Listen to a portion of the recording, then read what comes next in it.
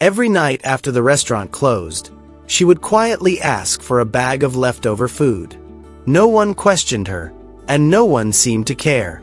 She bowed her head, whispered a thank you as soft as the breeze, then disappeared into the night. But that night, one thing happened that changed her life forever. Who is this woman? What silent pain has she been enduring all this time? Let's uncover the truth behind her hidden life. And if you're tuning for this channel, don't forget to like, subscribe, leave a comment, and let us know where you're watching from.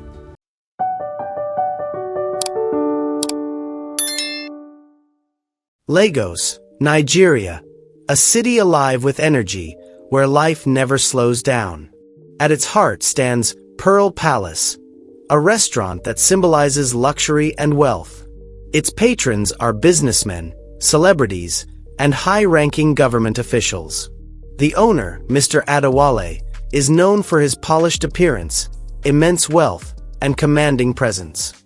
Inside this glamorous restaurant, amidst all the shine and extravagance, there is a woman named Zuri. She works quietly as a cleaner, wiping down tables and mopping the floors after each long, hectic day. But every night, after closing time, something unusual happens. Zuri quietly enters the kitchen, bows politely, and asks for a small bag of leftover food. One evening, as Adewale stepped out in his designer coat and shining leather shoes, he happened to see Zuri by the kitchen door, holding her small bag of food, her eyes filled with worry. A sense of curiosity stirred within him. Why would an employee ask only for leftover food? Not money, not favors, nothing more. Instead of heading home, Adewale paused and watched from a distance. He observed Zuri's small figure as she left the restaurant, and the questions in his mind grew louder. Then, a sudden decision struck him. He needed to know the story behind this woman, a story he sensed he would never forget. What Zuri didn't know was that her simple nightly ritual was the lifeline for 5 orphan children she had taken in, all of them hungry, waiting for her return each night. Adewale quietly got into his car, started the engine without a sound, and kept just enough distance to make sure Zuri wouldn't notice she was being followed. The dim streetlights flickered across the windshield, adding to the tense and mysterious atmosphere. The bus Zuri boarded was packed, bursting with people, but she squeezed her way in, clutching the bag of food tightly as if afraid to lose it. Adewale followed slowly behind, and his heart began to beat faster as he saw the neighborhood where she got off. It was one of the most run-down parts of the city, a place people only mentioned in whispers of desperation. Zuri moved swiftly through narrow, dark alleys. Adewale turned off his engine and quietly followed on foot. His heart tightened when he saw the tiny, dilapidated house she stepped into. The walls were cracked, the roof was full of holes, and trash was scattered all around. Suddenly, the small door creaked open. 5 little children ran out, their eyes bright with joy, shouting, "Sister Zuri, you're home!" They hugged her tightly, laughing and dancing with excitement. Zuri smiled gently, patting each of their heads, then opened the food bag and carefully divided it among them. From a distance, Adewale watched, his chest aching. These were not her biological children. They were 5 orphans Zuri had chosen to care for on her own. Adewale felt a heavy weight settle in his heart. He had never imagined that behind the quiet, hard-working demeanor of one ordinary employee was such a story of compassion and sacrifice. That night, he couldn't sleep. The image of Zuri and the children haunted his mind. He knew he had to do something to change their fate, and it would begin with his own restaurant. The next morning, Adewale woke up very early. The images of Zuri and the 5 children were still deeply etched in his mind. He walked into the restaurant with a heavy heart and a faraway look in his eyes. He couldn't concentrate on anything. "Are you all right, Mr. Adewale?" The HR manager asked with concern as he stepped into the office. "I'm fine," Adewale replied, forcing a faint smile. "I want to know more about Zuri. What's her situation?" The manager answered slowly, "She's just in her early 20s. She adopted 5 orphan children she found wandering the streets. I was surprised when I found out myself, sir." Adewale fell silent for a long time, his eyes reflecting a deep sorrow. At last, he whispered, "Thank you. You may go." He sat in his office the entire day, lost in thought, battling with his emotions. Finally, when night fell, Adewale made up his mind and returned to Zuri's neighborhood. He brought bags filled with fresh food, toys, books, and even some new clothes for the children. As he approached the small house, his heart pounded with emotion. He knocked gently, and 5 curious little faces peeked out. Zuri appeared behind them, clearly stunned. "Mr. Adewale, why are you here? Is something wrong?" she asked, her voice trembling. "No, Zuri," Adewale replied softly. "Last night, I witnessed something truly extraordinary. What you do every day. I can't turn away from that." Zuri's eyes welled with tears as she whispered, "I never meant to trouble anyone. I just try my best so the kids don't go hungry." "I understand, Zuri," Adewale said, his voice kind and warm. "But you're not alone anymore. I'm going to help, starting now. You and those children deserve something better than this." Zuri broke down in tears. "Why me, Mr. Adewale?" "Because your heart is too big, Zuri, and I can't ignore a soul as beautiful as yours." Zuri stood there, tears streaming down her face, overwhelmed with emotion. She had never imagined receiving kindness from someone as powerful and wealthy as Mr. Adewale. "Let's go inside," Adewale said gently. "The children look curious." Zuri nodded and quietly opened the door, allowing him to step into the cramped little house. As Adewale entered, he took in the tiny, dimly lit space, the flickering light from a small lamp casting soft shadows. The 5 children stood huddled together, their eyes wide as they stared at the unfamiliar man. "Hello, little ones," Adewale said warmly, trying to put them at ease. "I'm a friend of Sister Zuri." "Hello, sir," they responded in unison, their voices cautious but curious. Adewale slowly knelt down, opened the gift bags, and spoke softly, "I brought you some delicious food, new clothes, and toys." The children's eyes lit up, their mouths opening in surprise and delight. They glanced over at Zuri, seeking her approval. She smiled gently and nodded encouragingly.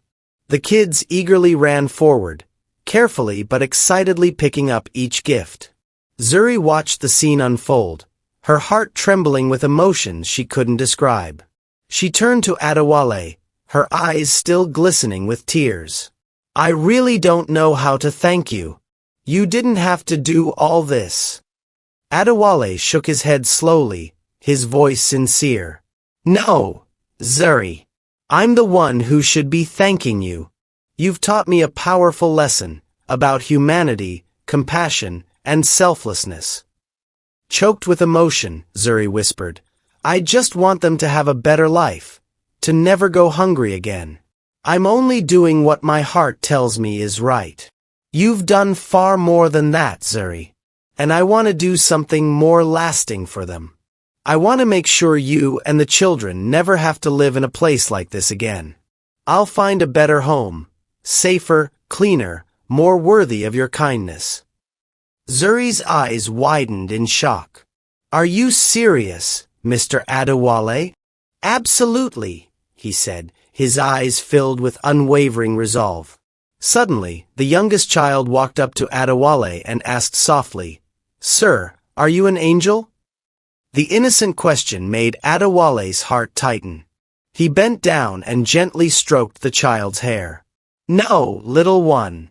I'm just someone lucky enough to meet a real angel, your sister Zuri." Zuri couldn't hold back her tears. She covered her face, sobbing quietly from the overwhelming emotion. Adewale stood, placing a comforting hand on her shoulder. "From now on, Let me share the burden with you, Zuri. I want you and the children to have a brighter future. The small room fell into a deep silence, broken only by Zuri's quiet, joyful sobs and the cheerful laughter of the children playing with their new gifts. For Adewale, it was the first time in years his heart truly felt warmth. A new chapter had begun, not just for Zuri and the children, but for him as well. The next morning, Zuri woke up to a strange feeling. Not from noise, but from an unfamiliar peace. The 5 children were still asleep, their faces relaxed after a rare full meal. Zuri looked around the modest room, and a wave of hope rose in her chest, a feeling she had long forgotten. Her phone buzzed. It was an unknown number. She answered. "Zuri, it's me, Mr. Adewale." "Yes, sir," she replied quickly, sitting upright, a bit anxious. "Don't worry. I just wanted to let you know that you don't need to come to the restaurant today. I've arranged something. A car will come to pick you and the children up at 9 a.m. Please be ready." Before she could respond, the call ended. She looked at the clock. Just 45 minutes left. She hurried to wake the kids, bathed them, and helped them change into the new clothes they had received the day before. Their sleepy eyes lit up with excitement when she told them, "Today, we're going somewhere new." At exactly 9 a.m., a sleek black SUV pulled up in front of the old boarding house. A neatly dressed driver stepped out, bowed slightly, and said, "Good morning, Ms. Zuri. Please, the car is ready for you and the children." In the car, the kids stared out the windows in awe, while Zuri held her hands tightly together, her heart pounding. As the car turned onto a stone-paved road, she saw a 3-story white building with green trees lining the yard. The gate opened automatically. "Welcome to your new home," the driver said with a smile. Zuri couldn't believe her eyes. She stepped out of the car, her legs trembling. Inside, the house was clean and bright, furnished with tables, beds, a gas stove, a refrigerator, even a washing machine. Everything sparkled and smelled brand new. "Sis, we have our own rooms," the second child shouted, leading the others in a joyful run around the house as if they were dreaming. Zuri stood in the middle of the living room and burst into tears. She dropped to her knees, covering her face with both hands. At that moment, Adewale stepped out from the kitchen, his voice gentle. "This is for you and the children. A fresh start. I had everything arranged. The kids will be enrolled in a good school nearby. And you'll start a new job, assistant restaurant manager, with a salary 3 times your current one." Zuri couldn't believe what she was hearing. I can't accept all this. I'm just a cleaner." Adewale stepped forward, gently taking her hand. "Zuri, you are a mother, a silent hero. People like you deserve a life that reflects your strength and heart."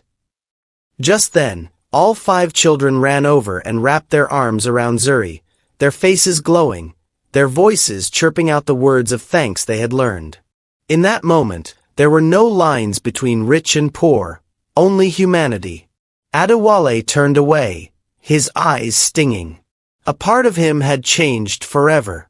And he knew this was only the beginning of a new journey, not just for Zuri and the children, but for himself as well. The first month brought sweeping changes to Zuri's life.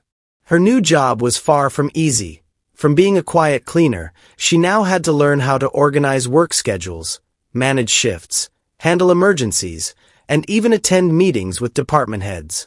But Zuri never shied away from learning. She arrived early, stayed late, listened carefully, and took meticulous notes. Slowly, she began earning the respect of her co-workers and praise from customers. Adewale continued to watch over her every day, not just as her employer, but as a quiet companion on her journey. He often visited the restaurant in the late afternoons, observing from a distance as Zuri guided new staff or adjusted table settings before closing. One evening, after the last guest had left, Adewale called Zuri into his office. "Zuri," he began, his voice calm but warm, "I'm deeply impressed by how far you've come. You're doing an excellent job." Zuri blushed and lowered her gaze. "Thank you, sir. I just want to make sure I don't disappoint you." Adewale smiled gently. "You've far exceeded that." There was a pause. Then, unexpectedly, he asked, "Have you ever thought that life might offer us a second chance, not just in work, but in love?" Zuri looked up at him, eyes uncertain. "You mean?" "I'd like to take you to dinner. Not as boss and employee, but as two people, searching for meaning again." Zuri's heart pounded. She smiled softly, shaking her head in disbelief. "I don't know if I deserve something like that. But if you don't mind, I'd love to." That dinner marked the beginning of something new. They didn't rush. Adewale was patient and gentle, always making sure Zuri and the children felt safe and cherished. He took the kids to the park on weekends, helped with their homework at night, and gradually, their home filled with laughter and warmth. A year later, in the small garden behind the house Adewale had bought for Zuri, a simple yet deeply moving ceremony took place. Zuri wore a modest white dress, her hand clasped in Adewale's friends, co-workers, and 5 joyful children, who now called him Daddy Adewale, applauded with love. Amid smiles and tears, Adewale leaned in and whispered in her ear, "You never have to ask for leftovers again, Zuri. You have everything now, and you are the most beautiful part of my life." Zuri smiled, tears of happiness streaming down her face. In that moment, she knew, every pain from the past had become the foundation for something real, a happiness built on compassion, and a love that asked for nothing in return.